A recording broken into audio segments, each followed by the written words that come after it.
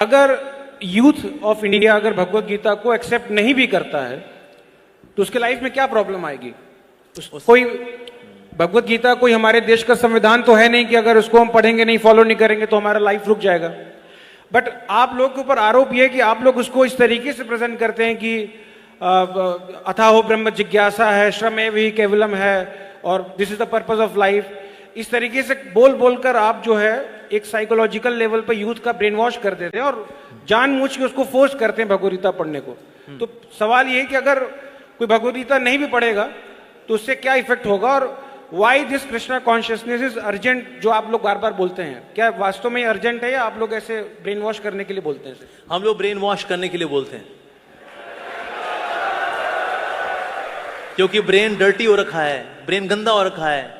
हम धोबी का काम करते हैं, ब्रेन को वॉश करते हैं, अच्छे से वॉश करते हैं। इससे को बोले क्या ब्रेन वॉश करते हैं? बिल्कुल करते हैं, डंके के चोट पे बोलते हैं, ठोक ठोक के बोलते हैं। हम ये बात, हम तो ब्रेन को वॉश ही कर रहे हैं साहब। धोबी की सेवा ली है हमने, कोई सैलरी भी नहीं मिलती हमको धोबी की सेवा करने की। लेकिन हाँ, अगर भगवत गीता पढ़ेंगे निश्चित रूप से you will be far better person. In fact 7 Habits of Highly Effective People, one of the most famous book for all managers and leaders. Steven कवी ने लिखी है बुक। उन्होंने बताया, I have taken maximum inspiration from the Bhagavad Gita to write this book, 7 Habits of Highly Effective People. हमारे number 1 motivational speaker Vivek Bindra ji खुल्लम खुल्ला बोलते हैं, अरे मेरे को क्या आता है, अरे मैं तो चोर हूं, भगवत गीता से चोरी करता हूं, नाम मेरा हो जाता है लेकिन श्रेय तो भगवत गीता को जाता है। खुल्लम खुल्ला बोलते हैं हमारे विवेक बिंद्रा जी, हमारे वेणुमाधव प्रभु।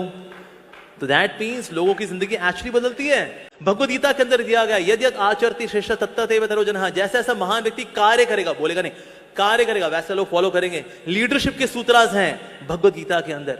कैसे बोलना चाहिए, बोलचाल के etiquettes, that is also there in Bhagavad Gita. अनुद्वेग कर्म वाक्यम, कैसे बोलना चाहिए इन नॉन एजिटेटिंग वे, सच बोलना चाहिए जो सामने वाले के लिए बेनिफिशियल हो, प्रियम होना चाहिए, और शास्त्रों को का उच्चारण से वाला जो वचन होता है ऐसा बोलना चाहिए। ये वाणी की तपस्या बताई गई है। Wow, so nice.